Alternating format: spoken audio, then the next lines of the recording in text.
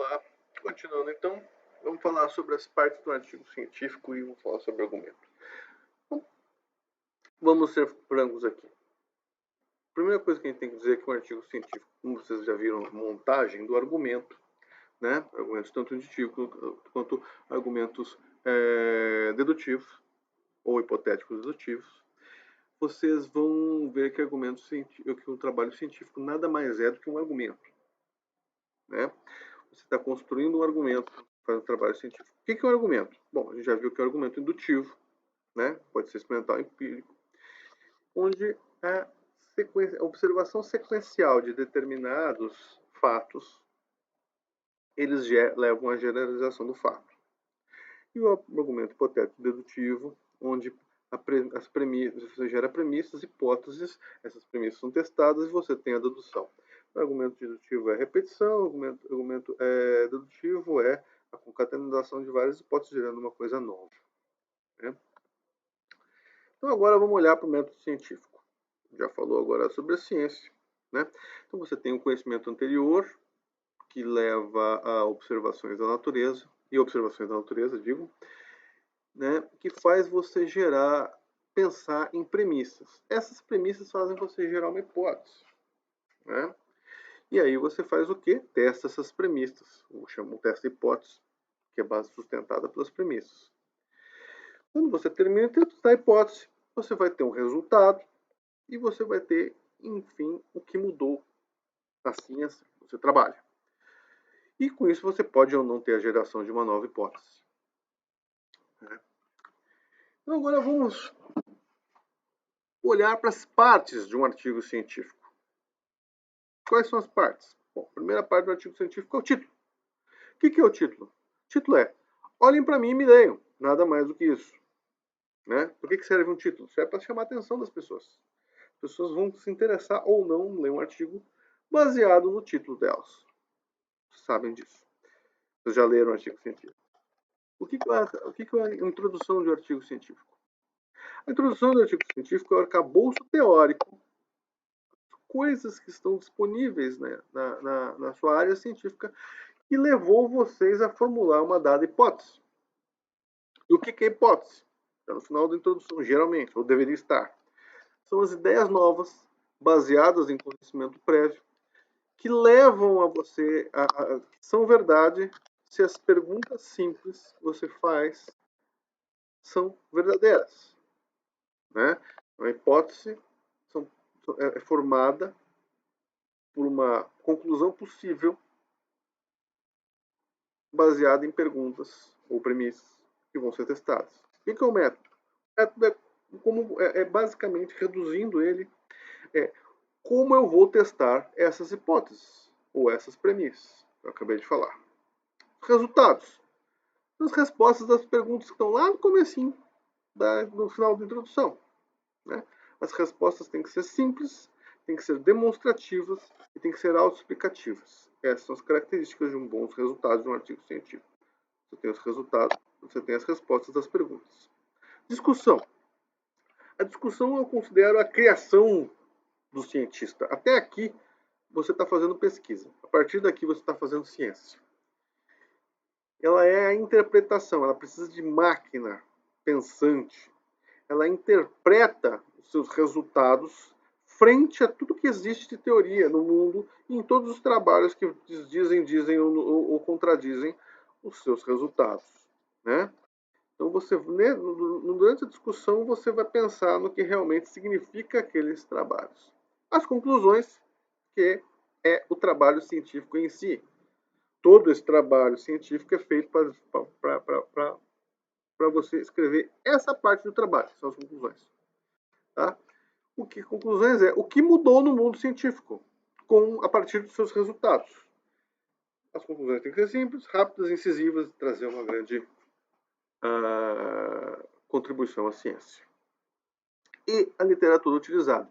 Porque ninguém consegue escrever um artigo científico tirando aquele monte de conhecimento do nada. Ele tem que ter lido muita coisa, acumulado conhecimento e chegado a esse ponto. Tá? Bom, eu acabei de falar com as partes do artigo científico e acabei de escrever o método científico, de uma maneira barroca. Vamos, mas Vocês notaram alguma similaridade? Pois é, tá aqui. O conhecimento prévio das observações da natureza chama introdução. A hipótese chama hipótese. O teste da hipótese são os métodos e os resultados. E o que mudou no mundo científico e a geração da nova hipótese são a discussão e as conclusões. Tcharam! Isso explica por que um trabalho científico tem aquela função. Ele não é tirado do nada, ele não é uma coisa que os cientistas inventaram para se tornar um mundo chato. Né? Ele tem essa estrutura toda para que você reproduza o método científico a partir da sua distribuição. Tá? Então existe uma razão para o trabalho científico ter essa conformação. Ele tem essa conformação para você poder ter uma boa base, passar a sua conclusão com a firmeza e com a rigor que o método científico implica em ter. Nesse momento, quando você consegue produzir um artigo científico, você vai mandá-lo, depois disso daí, para continuar o método científico funcionar, você vai mandá-lo para os avaliadores. Você pegando o artigo científico e mandando para o controle de qualidade, ou os revisores, ele vai se tornar ciência propriamente dita.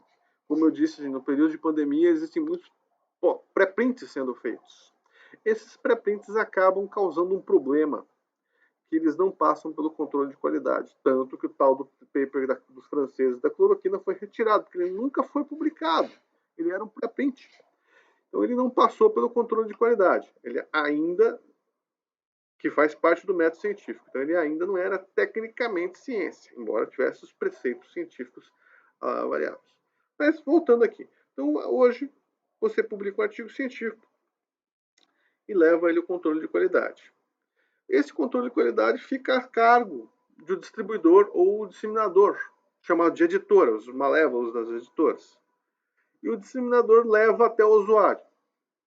Eventualmente, o usuário é responsável pela produção. Quando o usuário somos nós. Nós lemos artigos científicos e nós produzimos artigos científicos, gerando um ciclo. Também o usuário pode ser indústria, também o usuário pode ser sociedade, também o usuário pode ser os geradores de políticas públicas. São muitos usuários possíveis. Mas quando a gente está, nós, cientistas, nós, estamos aqui unindo essas duas pontas, fazendo um ciclo, fazendo a ciência girar. A ciência é dinâmica por causa disso. Porque nós usamos ciência para fazer ciência. E essa é uma das razões, até porque a ciência é internacional. Né? Então, o que é publicar? Publicar é, basicamente, divulgar, aprender, obter satisfação publicando e mostrar que o dinheiro investido nas bolsas de pesquisa e nos projetos de pesquisa que nós usamos valeu a pena. Né? E sim, nós somos responsáveis por isso. As bolsas de vocês poderiam estar sendo usadas para comprar um respirador, sei lá, comprar remédios. Isso é importante. Vocês estão responsáveis e ser folgado nesse momento é mau uso do dinheiro público. Então, a gente tem que publicar esse artigo científico para fazer a ciência rodar. Né? Enfim, publicar, como o próprio conceito de ciência diz, é gerar o acúmulo de conhecimento. Ser responsável pelo acúmulo de conhecimento. Então, publicar é ser um profissional da ciência, é ser um cientista. Tá? Quem publica é cientista. Entende? Então, o que é uma publicação? Bom, a publicação é quase o ponto final das pesquisas que vocês vão fazer nos mestrados, nos doutorados. Quase. Por quê? Porque tem que publicar bem. E aí, hoje em dia, tem que fazer mais do que só publicar. Tem que publicar, tem que fazer até um pouco de propaganda do próprio artigo, um press release do próprio artigo. Né? A pesquisa só pode ser terminada na hora que ela chega onde você quer que ela chegue. No ponto final. O ponto final é a sociedade, então você tem que fazer chegar na sociedade. O ponto final é a indústria, então você tem que fazer chegar na indústria. Tem que fazer todo o meio de campo para chegar naquele ponto.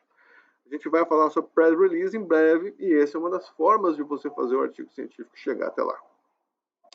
O que é um dado engavetado e publicado em lugar que ninguém vai ler? É lixo, né? O custo do projeto, o custo da infraestrutura, das salas de aula, as bolsas de estudo, os salários dos seus orientadores. Alguém teve que pagar por isso.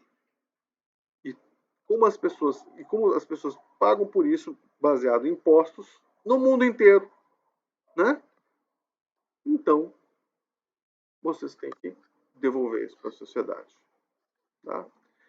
Então, quando vocês terminarem a dissertação, entregar a dissertação, não acabou.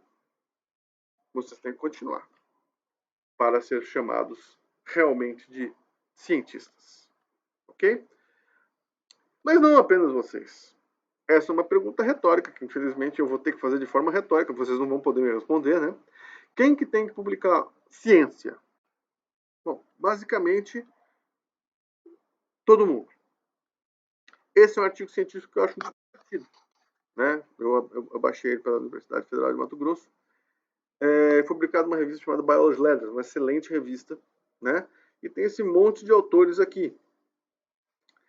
E a conclusão deles é muito divertida. Nós descobrimos que as mamangavas, a mamangava, né, o nome popular, as abelhas grandes, que são abelhas mesmo, nós descobrimos que não é um carrinho dos Transformers, nós descobrimos que as mamangavas podem usar uma combinação de relações de cor e relações espaciais na hora de decidir em qual flor eles vão forragear, eles vão procurar néctar. Nós também descobrimos que a ciência é divertida e legal, porque nós podemos fazer um monte de coisas que nunca ninguém jamais fez. É um pouco infantil, né, essa conclusão. É só até infantil por causa que esse trabalho é bastante particular. Ele tem excelência para ser publicado realmente nessa revista.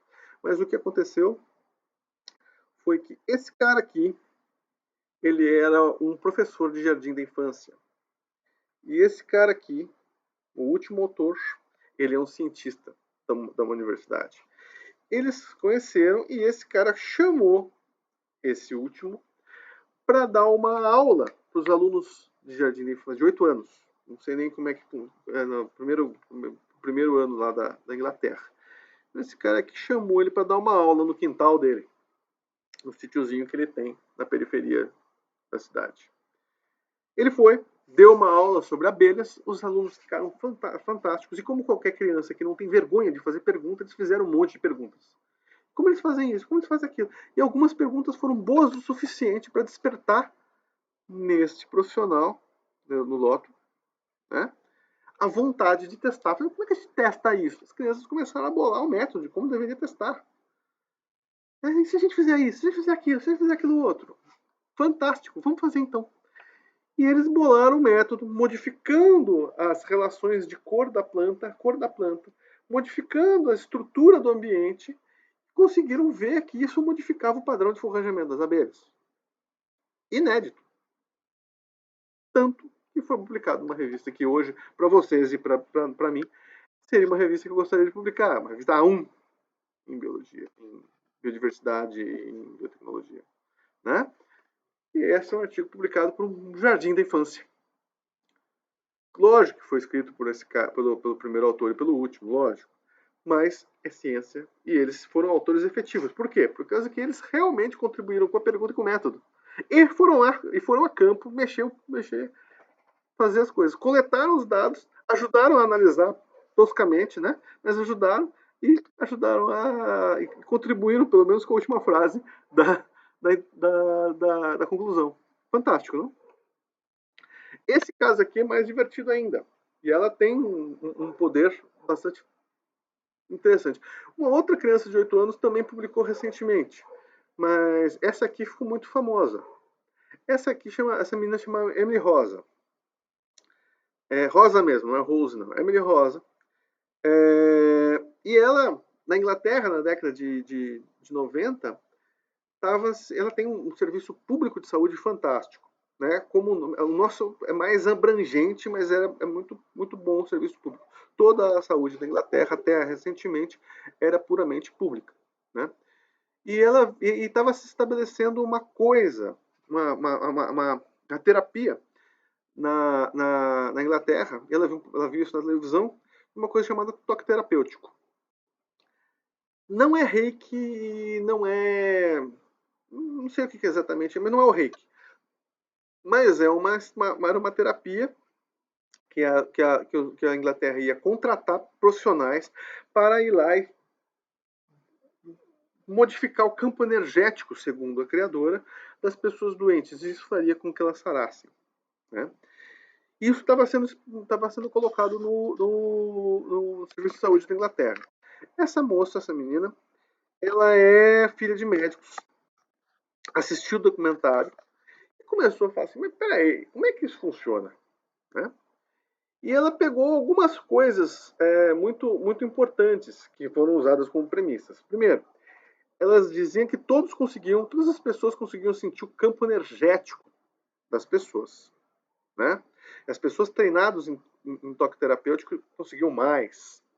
E essas pessoas, se essas pessoas treinadas elas conseguiam mais, elas iam poder modificar, enfim. Mas essa foi uma premissa básica. Né? Então ela gerou a premissa que se os especialistas de toque terapêutico afirmam que são capazes de sentir o campo energético de qualquer um e rearrumá-lo, a fim de os especialistas conseguem sentir o campo energético das pessoas e rearrumá-lo. Se isso é verdade, né, eles têm a capacidade de sentir o campo energético da pessoa em todos os casos. Né? O que ela fez? Ela gerou esse mecanismo aqui. Ela fez um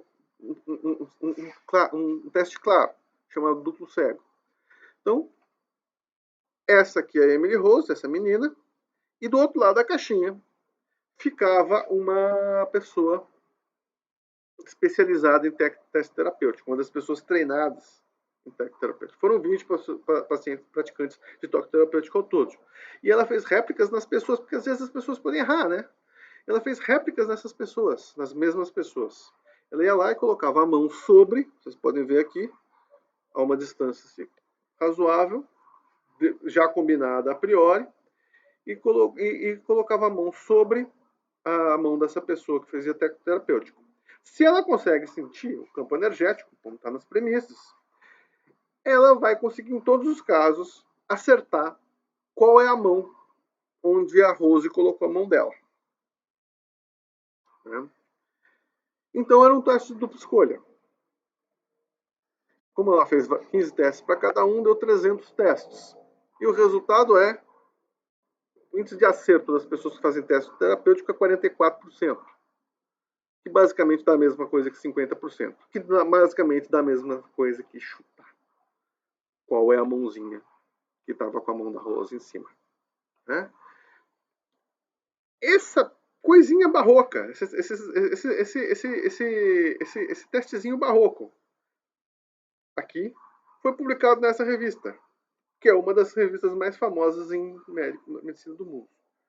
É um close look, um olhar aproximado sobre o toque terapêutico. A mãe dela, Linda Rose, ela e outras duas pessoas, inclusive um médico. Isso é fantástico, mas fez o governo da Inglaterra não gastar uma fortuna, porque ela acabou não contratando as pessoas responsáveis por toque terapêutico. E isso diminuiu o input de grana. Essa menina ficou muito famosa, no final das contas. Ela se tornou uma divulgadora do ceticismo. Né? Você não pode acreditar em qualquer coisa. Você quer acreditar em alguma coisa? Então vamos gerar um placebo mais barato do que contratar pessoas que vão lá fazer toda a ziguezira e que aquilo não serve para nada. Comprovadamente não serve para nada, com um teste estatístico bem elaborado sobre isso. Tá? Então, encerro essa aqui também.